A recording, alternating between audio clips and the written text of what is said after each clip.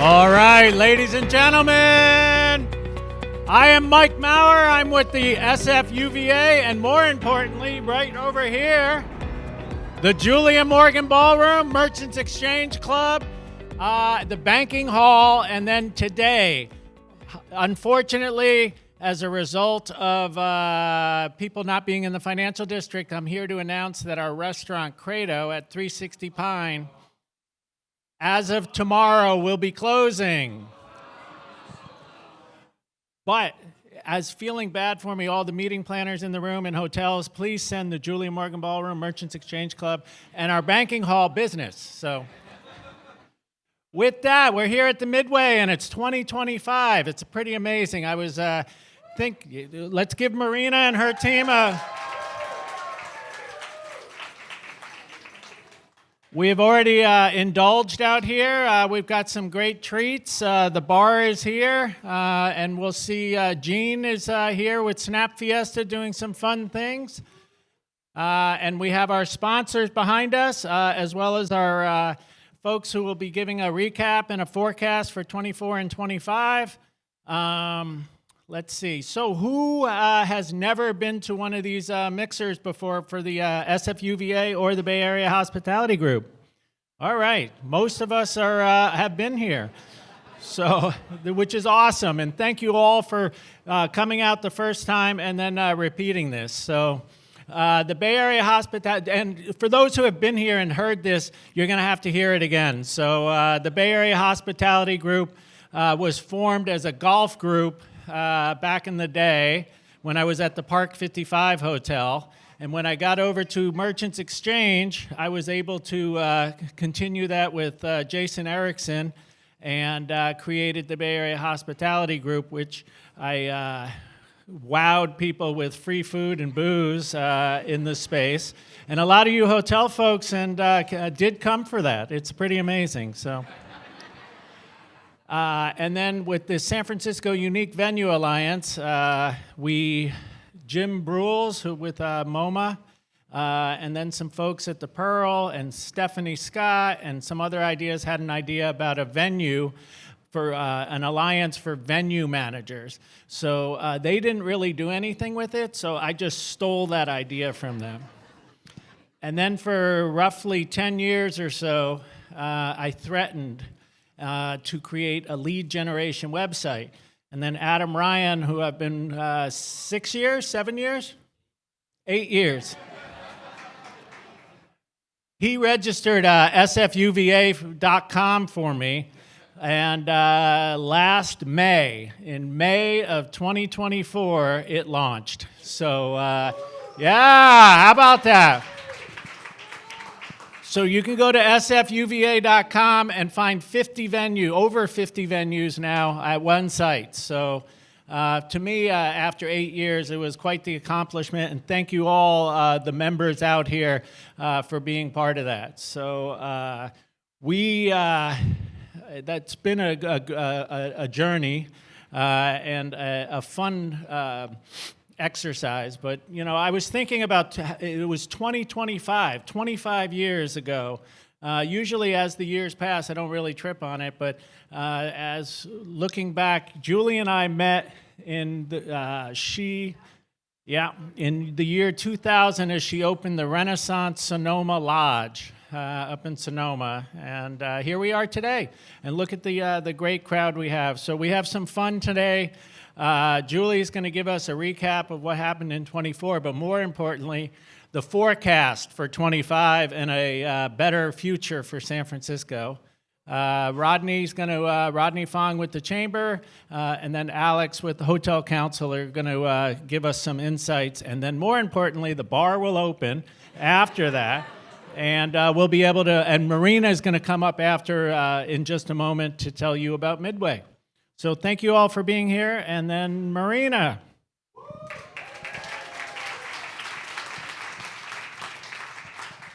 Stand on me. Hi, everyone. I usually don't really do anything like this, but I'm really excited to be meeting all of you in person. I know a lot of you guys I know through emails and stuff, so I'm really excited to show the space. One of the big things that I brought up to Mike was that we all kind of know about each other, but I don't know enough about your spaces, so I suggested it'd be great to be able to tour each other's venues, understand a little bit more about what you guys do as we're passing leads and stuff like that along. So you're just in one of the rooms that we have here at the Midway. This is Gods and Monsters. We also have 2 other rooms. One is much larger that can accommodate 650 people, and then a smaller room that can do 100 theater style. They can all function independently of one another, so we can do large-scale events, which I think some of you guys have been to big shows here where we close down the street and whatnot, or private events for like 20 to 50 people, private dinners and stuff like that as well. So after this, anybody who wants to see the full space, if you've never been here, happy to show you around. So yeah, and then thank you to all of my amazing sponsors. Please go and taste all their stuff, the food, the drinks. We have Kiss My Boba, the Trad Bone Broth guys, which do insane drinks, which blew my mind when I found out that they use bone broth for things like matcha lattes, so please go taste that. Cindy, who did these amazing new pieces for our wall, Bloom and Flower.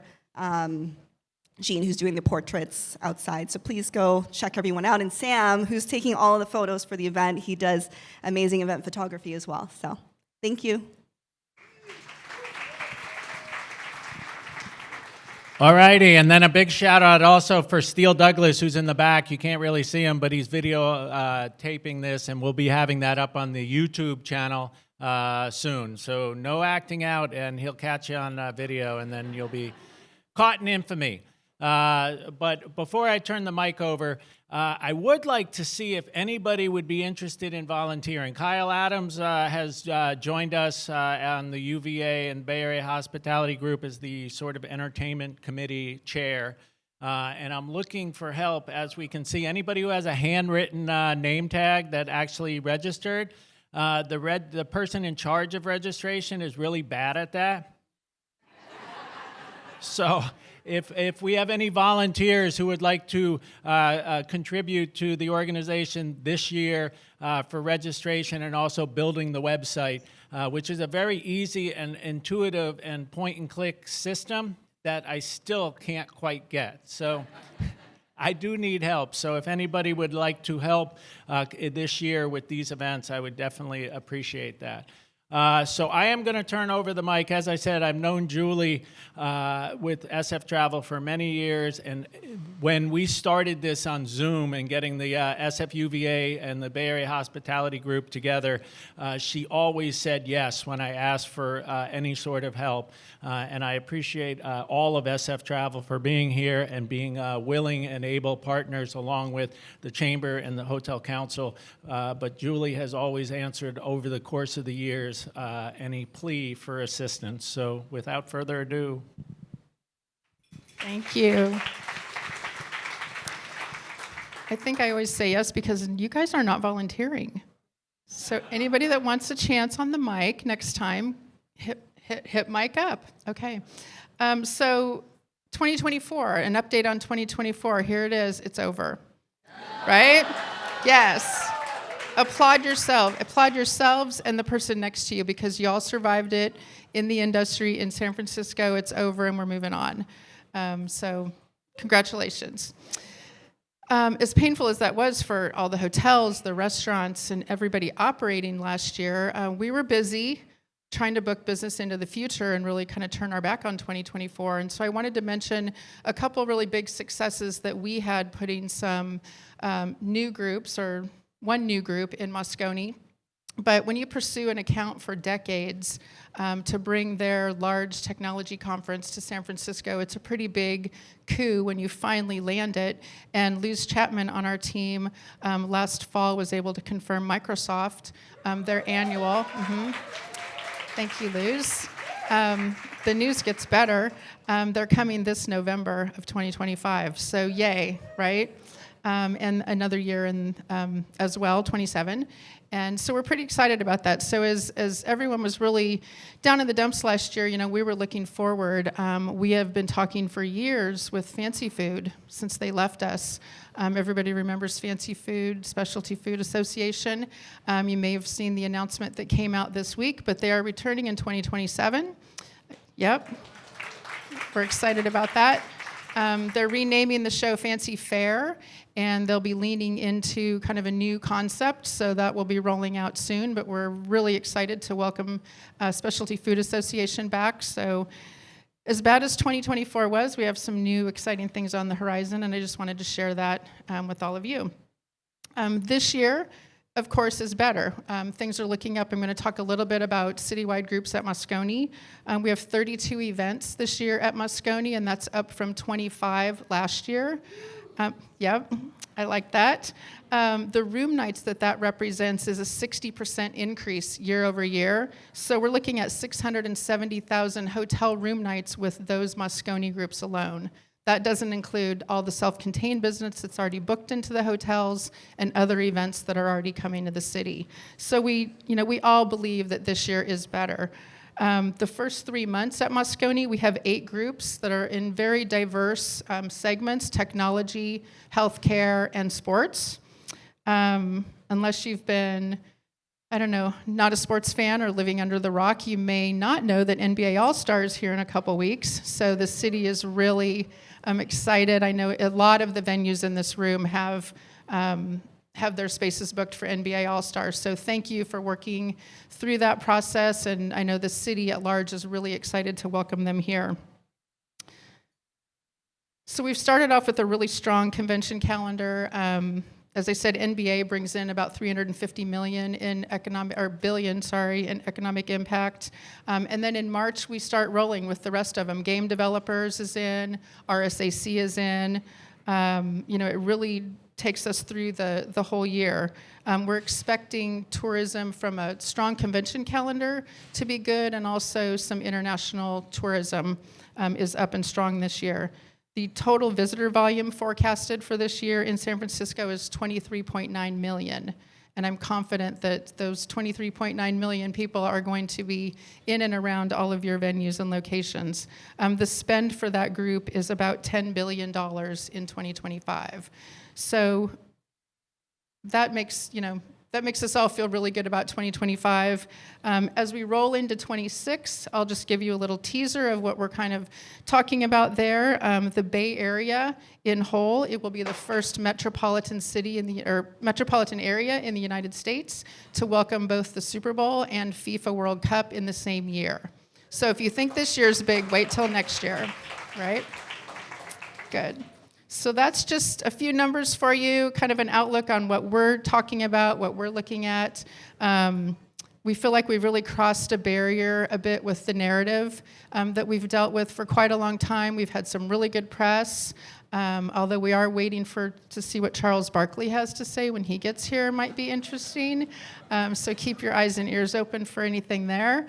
But we've weathered the storm well. The city looks really good. Everyone's been working really hard, and we appreciate everything that everyone in this room has done as well to promote the city and to promote tourism and meetings and conventions. So if we can do anything for you at San Francisco Travel, please let us know.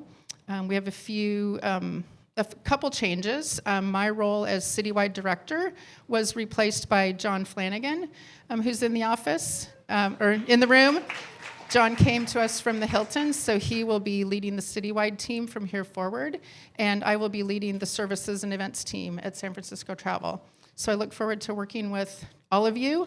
My team looks forward to working with you, and I'm happy to take any questions. But if you don't have any, that's good too. Good? Okay, I'll see you at the reception. Thank you. Thank you, Julie. And welcome, John. I have lots of stories about John when John and I used to work at the Westin St. Francis together. So come see me afterwards. All right. We have Rodney Fong from SF Chamber who's next.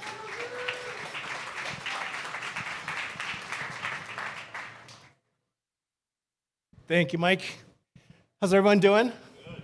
Good. I have a lot of friends in this room, Fatima. But for those I haven't met yet, my name is Rodney Fong, and the CEO of the San Francisco Chamber of Commerce.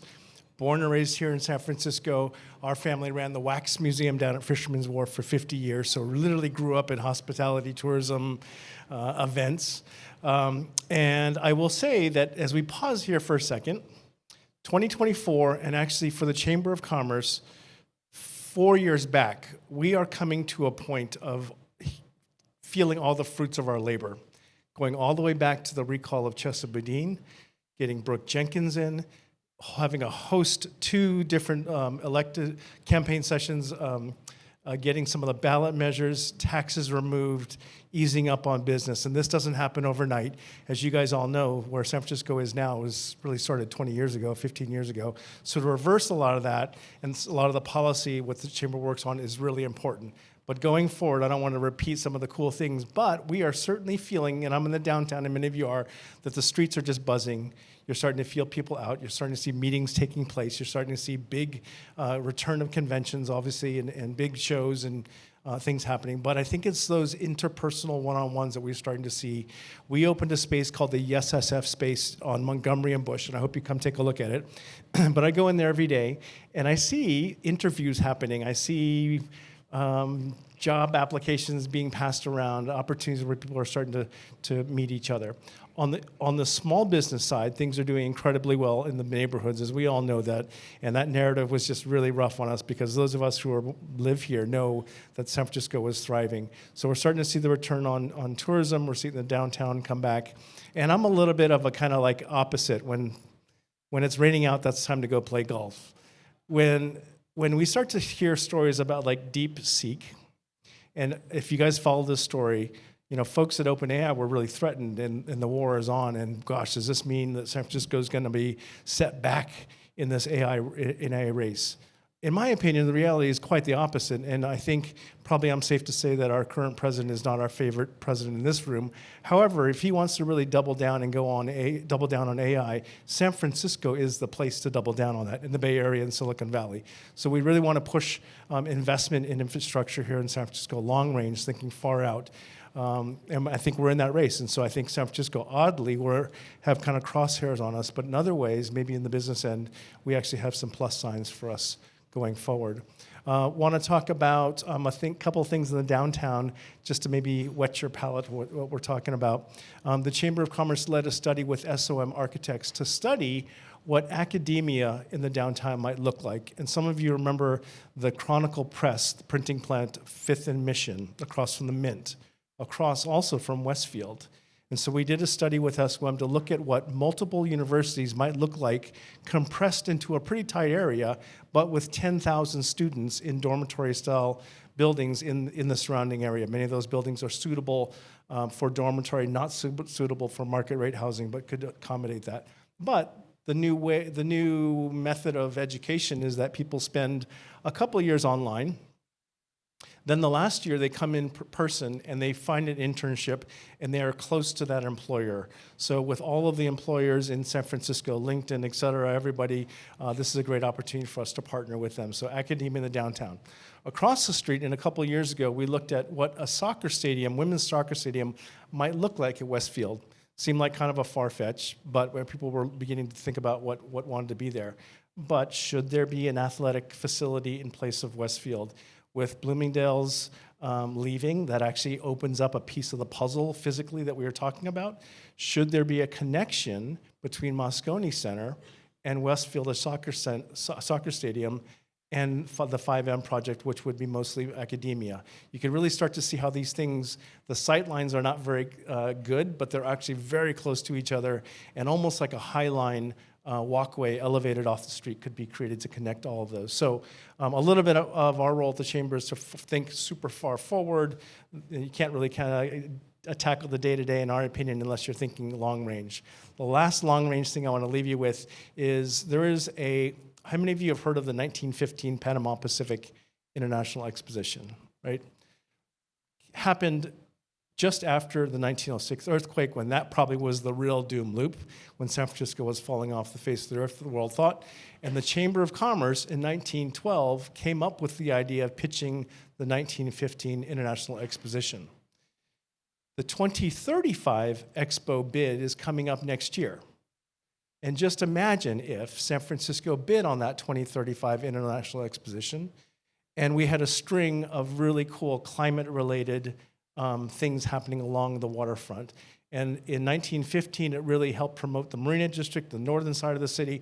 Right now, I think actually down here in the southern edge of the waterfront, it's our time to push that. And so what if Candlestick Point, what if the Hunters Point Shipyard, what if even this Potrero Power Plant were part of that vision to have the World's Fair here in 2035? Long range, crazy, moonshot, but that's the kind of stuff I think that we're good at.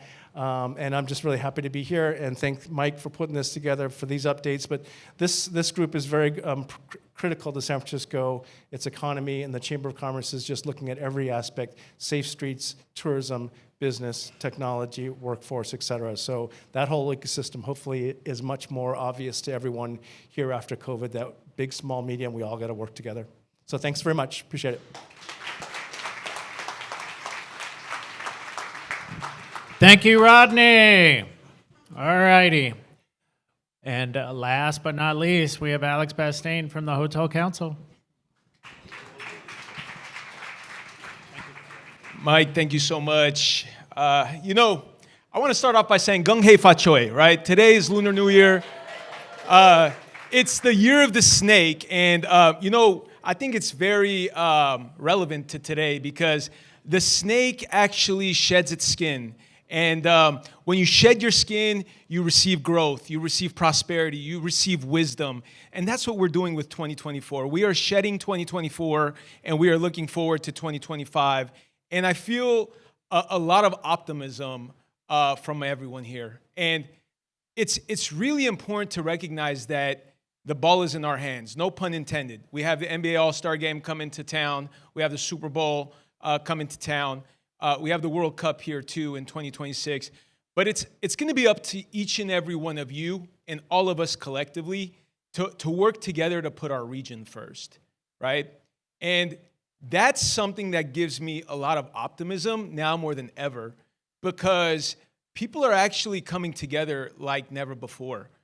In San Francisco, people used to be a lot more ruthless with each other.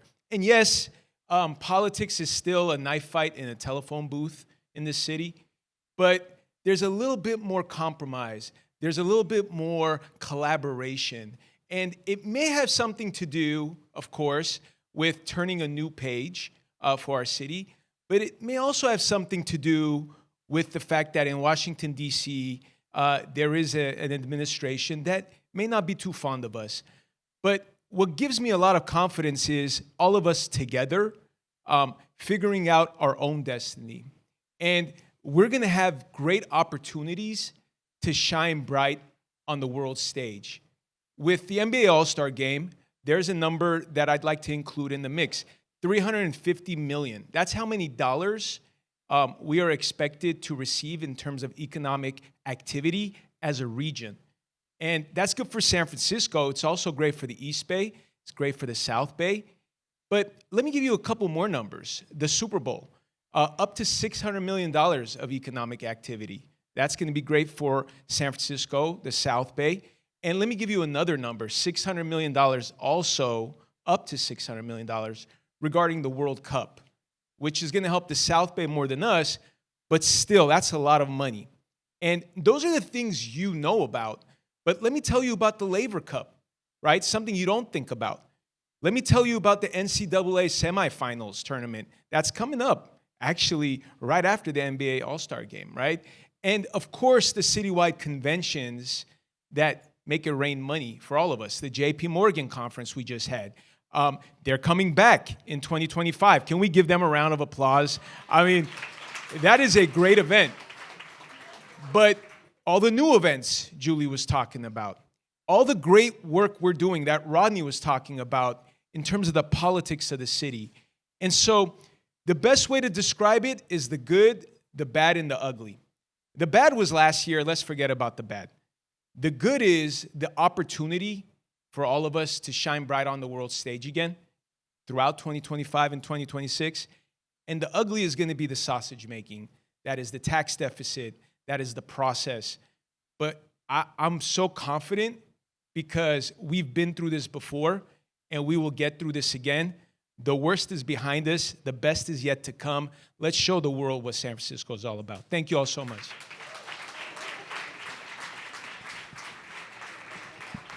All right. Well, thank you, Alex. And now we're going to, the bar's almost open. I know. Hang on a second. So we're going to thank Marina and her team again. And then if we can get the sponsor screen up here, we can go through them. And here we go. And I am too close. So mostly, I think Gene will go out and take some pictures with Snap Fiesta. Have some boba. I have some over there and seemingly need some.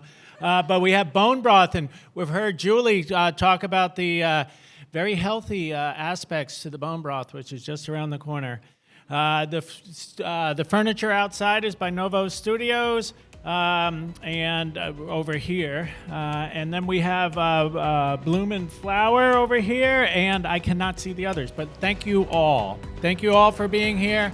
A special thanks to Julie and Rodney and Alex for taking their time out of their busy schedule. And thank you all for being here, and go drink.